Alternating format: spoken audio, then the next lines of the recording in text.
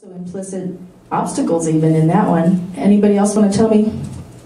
How about? I have a variety of juvenile lockdown facilities. Ooh, lockdown facilities for juveniles. That's great. That's going to be something you're probably going to want to work into your pitch. One more. Havana during the Cuban Revolution. Havana during the Cuban Revolution.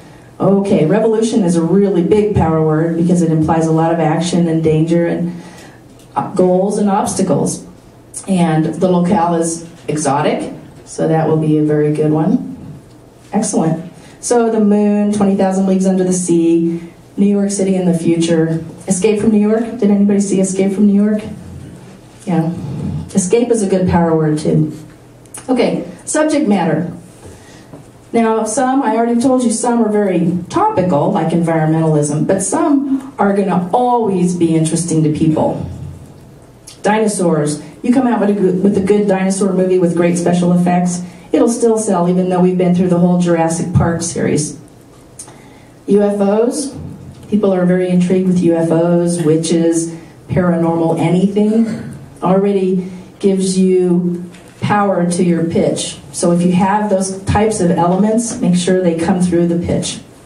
Serial killer, that's always a good one.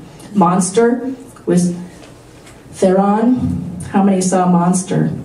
A female serial killer. Okay, the pitch had to say female, right? Because it's so rare. And it was based on a true story, so I'm sure in the pitch they mentioned that too. Cloning, things like that are interesting. Okay, how many of you have something that you don't think is exotic and don't meet any of the criteria that I mentioned? Ooh, you guys all have exotic, cool stuff. Oh, that's going to be good. Well, you're making up your pitch is going to be easy then, because you already have, a step up. Well, these are not particularly exotic, unusual. 127 hours. Did anybody see that? Oh man, that one scene. I'm not going to blow it for you guys who haven't seen it, but wow. I think that affected me more than anything, except Deer Hunter, where the guy fell down and broke his leg, and that really bothered me. Okay, and how many of you have seen Harold and Maude? I have to admit, it's my favorite movie. I've watched it every couple of years since it came out, or it's at least since I saw it the first time, and every time I see it, I see more to it. I love that movie. So if you want to watch a movie that's got the best character development of any movie, in my opinion, it's that. And also In America is really good for character development. Okay. Ideally, you want it to be easily understood. Because you don't want them to say, what? What does that mean? You don't want them to be mystified. Maybe you want them to imply there's a mystery, but that's different than having it be mystifying. Obviously, Tuck Everlasting, the word everlasting, implies that there's eternity involved. This is a really great movie, too. It's fantasy or magical realism. It's about there being a spring that gives eternal youth if you drink from it, and the conflict about whether that's a good or bad thing. Okay, this is the perfect one to talk about inciting incidents. Jaws. A man-eating shark must be destroyed. You're suggesting that action has to be taken. You've got a conflict. You've got a power word in the pitch. A man-eating shark. That's a power phrase. It's pretty obvious what it's going to be about. The seed of the story's there.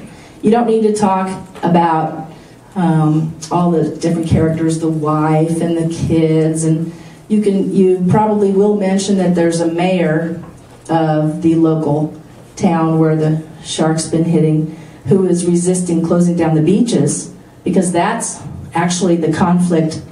He's actually the antagonist, the mayor, not the shark, interestingly enough, because an antagonist, to relate to it, should probably, in most cases, be a human being. So that's a good example of a case like that. Like, not a volcano, but maybe the guy who's standing in the way of letting people know about the volcano. Okay, if it creates an emotional response, great. In this case, demonic possession. Most people have a response to that idea, right? Okay. Okay. Hook, again, probably originated with screenwriting. It's that thing that's going to grab him. That's why it's called a hook. Ideally, it's unique, and you haven't seen several other hooks that are the same. It's that unique aspect that makes the threat more dangerous, more intriguing. Make their eyes pop open when you're pitching to them, or when they're reading your query letter. Make them say, ooh, ooh, this sounds interesting. Then you've got a good hook. And I'll give you examples later. Okay. Actually, in this case, I'm going to give you an example right away. 3 in a row, all with Dustin Hoffman, and all you'll notice have few words, very few words. Fewer the words, higher the concept. When a workaholic's wife abandons him and their young son, he must learn to be a single dad. It's dating me, but I saw this when it came out. Did you guys? It was a nice drama, character-driven movie. Dustin Hoffman movie number 2. 22 words long. A struggling actor disguises himself as a woman, as you can see on the movie poster. You will see the actual image of it. And becomes a soap opera star, only to fall in love with the leading lady. I saw that one too. Did you guys see it? He's a versatile actor. Okay, Dustin Hoffman number 3. Do you guys know which president this one's supposed to be attached to, based on? Clinton. Yeah, Clinton, supposedly. Just before elections, a spin doctor and a Hollywood producer fabricate a war to cover up a presidential sex scandal. That's only 20 words. Do you remember who the girl was who was pretending to be the Bosnian running away from the war? Who was Spider-Man's love interest? Dunst, right? Kristen Dunst? Dunst? Yeah. She was the one with the little scarf running.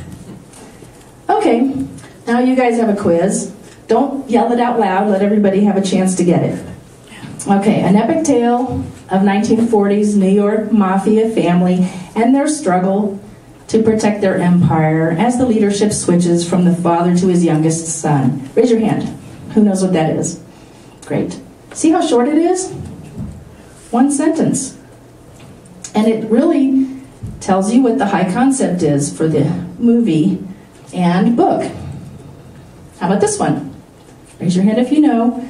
A Harvard professor who studies religious symbols investigates the murder of a curator at the Louvre. That gave it away, I bet. Leading him to a 2,000-year-old conspiracy encoded in the paintings of Leonardo da Vinci.